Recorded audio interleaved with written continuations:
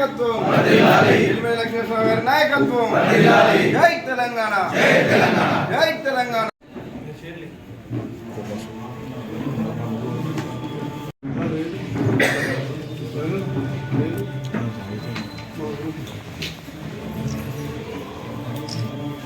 ప్రభు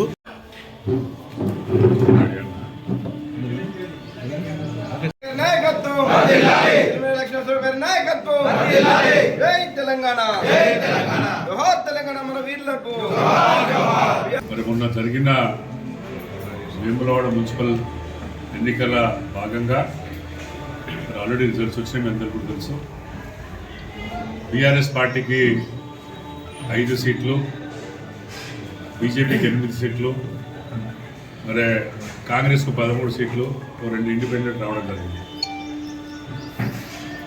ఓట్ల శాతం చూస్తే ఈ సీట్లకు ఎక్కడా పొంతం లేదు. ఎందుకంటే ఎవరిని చెప్పినా మొన్ననే శాసనసభ్యులు గారి ప్రెస్ మీట్ ఇస్తూ ఉంటాయి, మేము పాస్ అయినాము, మాకు బాగా వచ్చినాయి సీట్లు అని అన్నారు. మరి చాలా సంతోషం పాస్ అని వారు అనుకుంటారు, కానీ మరి స్వతహాగా పాస్ కాక మరి డబ్బులు పెట్టి పక్కలను తీసుకొచ్చుకొని పాస్ మార్కులు వాళ్ళకు వారే వేసుకున్నారు స్వయంగా. ఎందుకంటే పాస్ కావాలంటే 15 సీట్లు రావాలి, అంటే సుమారుగా 54% మార్కులు వస్తాయి. 50% దాటితేనే పాస్ అయినట్టు. మరి వారికి వచ్చినాయి ఎన్ని అంటే మరి 39%. అంటే వాళ్ళకు వచ్చిన 13 అంటే వాళ్ళకు సుమారుగా 46% అంటే సగం కూడా రాలే వాళ్ళకి 13 సీట్లు అంటే. మాకు 5% వచ్చిన 5 సీట్లు వచ్చిన 10,000 పై చిలుకు ఓట్లు మాకు వస్తే వాళ్ళకు 13 సీట్లు వచ్చిన 12,500 ఓట్లే వచ్చినాయి వాళ్ళకు. ఇది గమనించాలి. ఇది మీకు మాకు తేడా సుమారుగా 2,400 ఓట్ల తేడా అంతే. ఇక బీజేపీ 8 సీట్లు వచ్చినా వాళ్ళ ఓట్ల శాతం చూస్తే చాలా తక్కువ ఉంది. ఎందుకంటే సుమారుగా 21% ఓట్లు వస్తాయి. మరి మాకేమో 32%, వీళ్ళకు 39% వచ్చినాయి ఓట్లు. మరి 39% వచ్చి పాస్ అయినా అంటే వారికే తెలియాలి. సీట్ల పరంగా చూసినా ఓట్ల పరంగా చూసినా పెద్ద తేడా లేదు. శాసనసభ్యులు గారు కూడా చెప్పదలుచుకున్నా ఏంటంటే మీకు వచ్చిన ఓట్ల కన్నా ఇలా మున్సిపల్ ఎన్నికలు మీరు ఏదైతే ఈ అభివృద్ధి చేసినా ప్రజలు నన్ను ఆమోదించారు, మా గవర్నమెంట్లో మంచి పనులు చేసినా అని చెప్తే అయ్యా మీకు వచ్చిన 448 ఓట్లు అధికంగా. అంతే మాత్రం మీరు 2 నెలల మీ అభివృద్ధిలో 448 మంది ఓటర్లే మీకు ఆమోదించారు తప్పితే మిమ్మల్ని ఎవరు ఇంకా మిమ్మల్ని ఏదో డిస్టింక్షన్ ఫస్ట్ క్లాస్ మార్కులు కాదు పాస్ కూడా చేయలేదు. ఇది మీరు గమనించాలి. మరి మీకు మాకు తేడా ఎంత అప్పటికి ఇప్పటికంటే 964 ఓట్లు తేడా తప్పితే ఇంకేం తేడా లేదు. బీఆర్ఎస్ నేను ముఖ్యంగా వేములవాడ ప్రజానికానికి అందరికి కూడా బీఆర్ఎస్ పార్టీ తరఫున వారికి కృతజ్ఞతలు తెలుపుతా ఉన్న మా అందరికీ, అంటే బీఆర్ఎస్ పార్టీపై నమ్మిక ఉంచి కేసీఆర్ గారి పట్ల నాయకత్వం పట్ల నమ్మిక ఉంచి మరి 10,000 పై చిలుకు ఓట్లు బీఆర్ఎస్కు వేసినంటే మీ అందరికీ నా హృదయపూర్వక బేసపడ్డకు నమస్కారం తెలుసుకోవాలి. ఎందుకంటే మీరు మమ్మల్ని ఇంకా గుండెల్లో పెట్టుకున్నారు. సరే ఇలా ఎమ్మెల్యే గారు ప్రతి వాడాలో 100-200 ఫోన్లు వేసి భయపట్టించో ప్రలోభ పెట్టో మరి చేస్తేనే మరి వాళ్ళు ఇలా ఈ స్థాయికి వచ్చింది తప్పితే లేకపోతే మీకు అంత సీన్ లేదు అని నేను భావిస్తా ఉన్నా మా బీఆర్ఎస్ పార్టీ. ఎందుకంటే మా 4 అభ్యర్థులు, ఒకరు 11 ఓట్లు, ఒకరు 16 ఓట్లు, ఒకరు 24 ఓట్లు, ఒకరు 30 ఓట్లతో 4 అభ్యర్థులు ఓడిపోయారు. సరే ఓటమి గెలుపు అయినా కూడా మరి 80 లోపల ఓడిపోయిన వాళ్ళు 6 మంది. అందుకని ఇక ఇదొక అంశం. మా గౌరవ మాజీ మరి చైర్పర్సన్ గారు మొన్న మాట్లాడుకుంటూ చెప్పారు ప్రెస్ మీట్లో, మీరు మా అభ్యర్థుల్ని ప్రలోభ పెట్టి తీసుకుపోయిన తప్పితే మరి వేరేదాన్ని కాదు అంటే మరి వారు కానీ లేదా మా అభ్యర్థి కూడా ఎందుకు పోయినో నాకు తెలియదు, కానీ ప్రలోభ పెట్టలేదు, నేను నా స్వతహాగా పోయినా అంటే నువ్వు ఒక బీఆర్ఎస్ పార్టీ గుర్తు మీద గెలిచి మా మాధవి గారు అన్నట్టు నీకు వైస్ చైర్మన్ ఇస్తా అని చెప్పినరు, అది ఎలా అయిందా కాలేదు నిజంగా అనేది ఒక్కసారి ఆలోచించాలి. అంటే మీ స్వతహాగా గెలిచే సత్తా లేకుండా మా పార్టీకి వెళ్ళి తీసుకుపోయి వైస్ చైర్మన్ ఆఫర్ చేసి ప్రలోభ పెట్టి ఇలా కార్యాచరణ నిజం అయిందా కాలేదని ఇలా మా గౌరవ మరి కౌన్సిలర్ గారు మరి చెప్పింది వాస్తవం కాదా అని చెప్పాలి. ఏదో నోరుంది ప్రెస్లో ఏదైనా మాట్లాడితే నడుస్తుంది కాదు. ఇలా నువ్వు నీ స్వంత లాభం కోసం పోయినావు అభ్యర్థివి అని నువ్వు గమనించాలి అని మీ ద్వారా తెలియజేస్తున్నాను. ఇకపోతే మరి వీళ్ళు చెప్తా ఉన్నారు 10 ఏళ్లలో చెయ్యని పనులు గాడిలో పెడుతున్నా అని పదే పదే మరి ఎమ్మెల్యే గారు చెప్తా ఉంటే, అయ్యా మీరు గాడిలో పెట్టిందో నాకు తెలియదు కానీ 2 ఏళ్ళ 2 నెలలు అయిపోయి 2.5 నెలలు అవుతుంది. ఇంకో రేపు ఉండేది 2.5 నెలలు అయింది. అంటే మీరు గాడిలో పెట్టే మీ శక్తి ఎంత ఉందంటే 3వ బ్రిడ్జ్ 40% మేము కంప్లీట్ చేసాం. 5 స్పాన్లలో 2 స్పాన్లు కంప్లీట్ చేసి మరి ఇంకా 3 స్పాన్లు చేయడానికే నీకు ఇప్పటివరకు ఒక్క స్పాన్ కూడా మీరు చేయలేదు. ఇప్పటివరకు పని ప్రారంభించినంతే. ఎంత టైం పడుతుంది అని స్పష్టత ఇవ్వాలి. అంటే ఇంకొక 3 ఏళ్ళకు 3 స్పాన్లు చేస్తారా మీరు అని మీ ద్వారా నేను చేస్తా ఉన్నాను. ఒకటి. రెండోది మరి రోడ్ వైండింగ్ మేము 35 కోట్లు తీసుకొచ్చి వాళ్ళందరినీ మెప్పించి 35 కోట్లు 30,000 చొప్పున గజానికి ఇచ్చి మేము మిమ్మల్ని కాంపెన్సేట్ చేస్తా అన్నప్పుడు మరి వాళ్ళు నిజంగా కూడా ఒప్పుకున్నారు. 35 కోట్ల జీవో తీసుకొస్తే మీరు నిజంగా కూడా 30,000 చొప్పున ఇచ్చిండ్రా, జబర్దస్త్ చేసి 21-22 కోట్లని మాకున్న మరి అంకే మాకు తెలిసింది. మీరు దాని మీద స్పష్టత ఇవ్వాలి అని మీ ద్వారా డిమాండ్ చేస్తా ఉన్నారు. ఇప్పటికి 9 నెలలు అయిపోయింది మీరు గూలగొట్టి. మరి ఎందుకు ఇప్పటివరకు కంప్లీట్ అయితే ఒక చిన్న రోడ్ చేయడానికి 9 నెలలు కూడా మీకు చేతనైతులు ఎందుకు? మీరు గొప్పలు చెప్పుకుంటూ ఉంటారు నేను చేస్తున్నాను. ఎంత సమయం పడుతుంది? ఇకపోతే మీరు 3వ రోడ్ ఏదంటే చెక్కేపల్లి చౌరస్తా నుండి కోరుట్ల బస్ స్టాండ్ వరకు 5.5 కోట్లతో అప్పుడు మా పీరియడ్లో శాంక్షన్ అయ్యి రోడ్ సైడ్ డ్రైన్స్ అయిపోయి మరి 2 ఏళ్ళలో కాలయాపన చేసిన తర్వాత ఎలక్షన్ల కోసం ఇవాళ మీరు దాన్ని మొదలుపెట్టిన తప్పితే ఎవరు ఆపిన మిమ్మల్ని మీ ద్వారా మేము ప్రశ్నిస్తాం.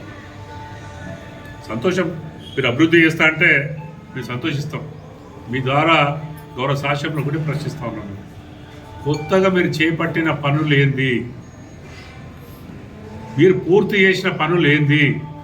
మీరు ఏమున్నా మా మీద గాడిన పెట్టినట్టు మరి మీరు కొత్త పనులు ప్రారంభించింది ఏంది? మీరు కంప్లీట్ చేసింది ఏంది? ఈ 2.5 నెలల్లో ఏదైనా ఒక్క పనైనా మీరు కంప్లీట్ చేసిందా అని మీ ద్వారా వారిని ప్రశ్నిస్తూ ఉన్నాను. గుడి ప్రారంభించారు, మీరు గుడి ప్రారంభించి సంవత్సరం అయింది. శివరాత్రికి నేను భక్తులకు దర్శనం ఇస్తా అన్నారు. ఇప్పటివరకు దాని దాఖలాలు లేవు. 150 కోట్లు తెచ్చినా అన్నారు. ఇది కాగితానికి పరిమితమైందా లేదంటే ఆచరణలో 150 కోట్ల పని అయిందా అని స్పష్టత ప్రజలకు ఇవ్వాల్సిన అవసరం మీకుంది. ఎందుకంటే 150 కోట్లు 50 కోట్ల బడ్జెట్ 24-25 మార్చి వరకు 50 కోట్ల బడ్జెట్ పెట్టిండ్రు. ఒక్క పైసా కూడా దాన్ని వాడలేదు, అది ల్యాప్స్ అయిపోయింది. 25-26 మార్చి వరకు 100 కోట్ల బడ్జెట్ పెట్టిండ్రు. ఇప్పటివరకు 15 కోట్ల 20 కోట్ల పని అయితే అయ్యిండొచ్చు. కానీ పదే మిమ్మల్ని ఒకటే అడుగుతూ ఉంటే మేము, ఇది పౌరాణిక గుడి, దీన్ని రాయితో కడితే దాని వైభవం బాగుంటుంది అని మేము సూచిస్తూ ఉన్నాం.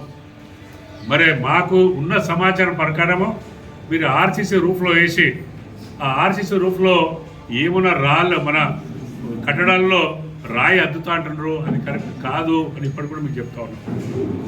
అందుకని ఇలా 150 కోట్లు వాస్తవంగా ఖర్చు చేశారా?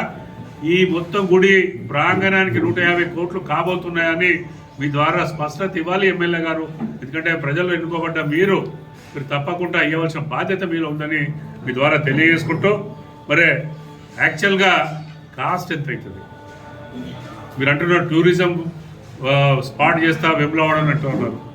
నాకున్న సమాచారం ప్రకారము మీరు 4 ఫేజ్లలో ఖర్చు పెట్టవలసింది 696 కోట్లు, అంటే సుమారు 700 కోట్లు ఇయర్ ఎస్టిమేట్ ప్రకారం. ఫేజ్ 1, ఫేజ్ 2, ఫేజ్ 3, 4 ప్రకారం. మరి డబ్బులు ఎక్కడికి వెళ్ళొస్తారో ఎన్నిసార్లు అడిగినా మీరు చెప్తలేరు.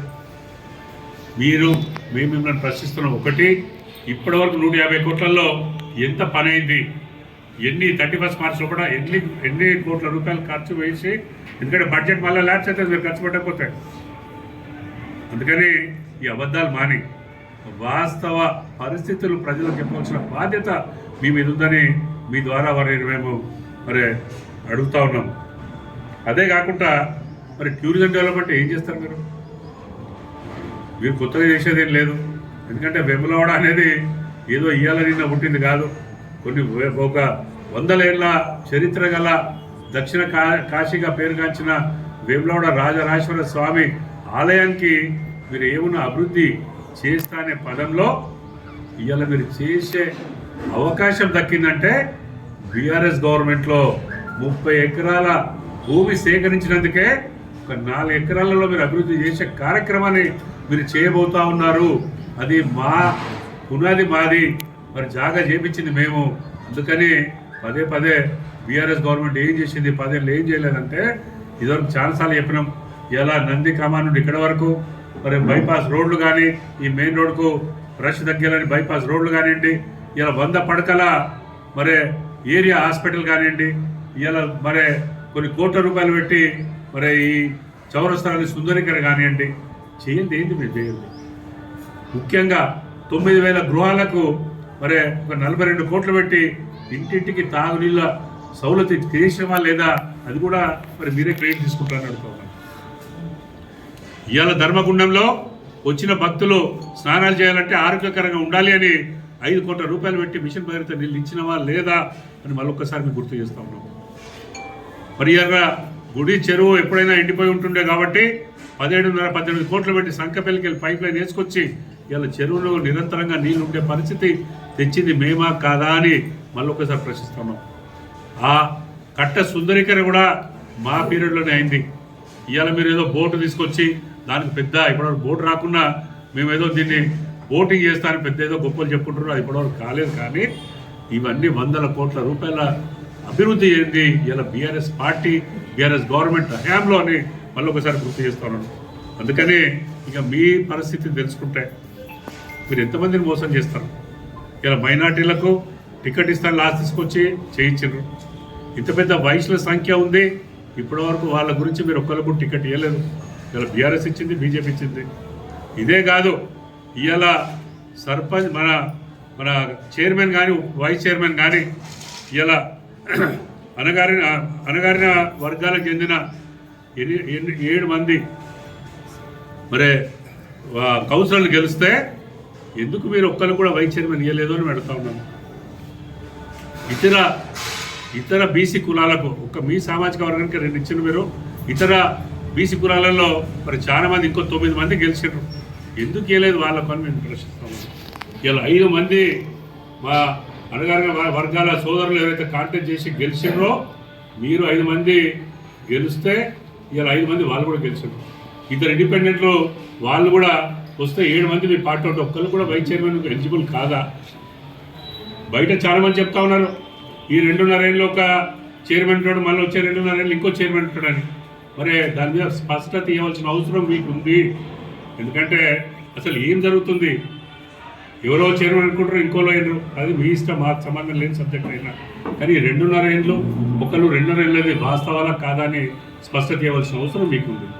అందుకని కొత్త కార్యవర్గం, ఇక కొత్త చైర్మన్ కానివ్వండి, మరి కార్యవర్గ సభ్యులకి వారికి కూడా నేను అభినందిస్తున్నాను. మీరందరూ గెలిచిన వాళ్ళకు కూడా అభినందిస్తూ మీరు అనుకున్నట్టు, మీరు ఆశిస్తున్నట్టు ఈ వేములవాడ పట్టణాన్ని అభివృద్ధి చెయ్యాలి అని ఆ రాజరాజేశ్వర స్వామి ఆశీస్సులు అందరిపై ఉండాలి. ఈ పట్టణ అభివృద్ధికి మా వంతు పాత్ర బీఆర్ఎస్ పార్టీ తరఫున మేము కూడా పోషిస్తాము, ఇక్కడ అవసరం ఉంటే అక్కడ సహకరిస్తామని మీ ద్వారా తెలియజేసుకుంటూ మళ్ళొక్కసారి నేను శాసనసభ్యులకు చెప్తా ఉన్నాను, దయచేసి 2.5 సంవత్సరాల తర్వాత కూడా మీ ముఖ్యమంత్రి గారు కేసీఆర్ తిట్టని రోజు ఉండదు, మీరు బీఆర్ఎస్ అన్నది రోజు ఉండదు. ఇక ముందు ఈ 2.5 సంవత్సరాలు ఏం చేయబోతున్నారు ప్రజలకు స్పష్టత ఇచ్చి ఎంత సమయంలో ఏదైతే చేస్తారో అని చెప్పాలని మీ ద్వారా వారికి నేను విన్నవించుకుంటాను. అందుకని మళ్ళొక్కసారి బీఆర్ఎస్ పార్టీ అనడం మానేసి వేములవాడ అభివృద్ధి చెయ్యాలి. ఏదో ప్రెస్ స్టేట్మెంట్ పెట్టి పనికి వచ్చిన పనికి ఏదో మాట్లాడితే కాదు. నేను అడిగేది స్పష్టంగా ఒక్కొక్క పాయింట్ మాడుతున్న ఆ పాయింట్లకు మీరు జవాబేయండి. దానికి మళ్ళీ మేము బదిలిచ్చేంత మా దగ్గర డేటా ఉంది, స్పష్టత ఉంది కాబట్టి ఈ ద్వారా మళ్ళీ ఒకసారి వారు గుర్తు చేసుకుంటూ మరి ఇలా అందరూ మా గెలిచిన 4 కౌన్సిలర్లకు అభినందనలు తెలియజేసుకుంటూ పోటీ చేసిన ఇతర 24 మంది మా 23 మంది కౌన్సిలర్లు కూడా వారి మనోధైర్యంగా ఉన్నారు.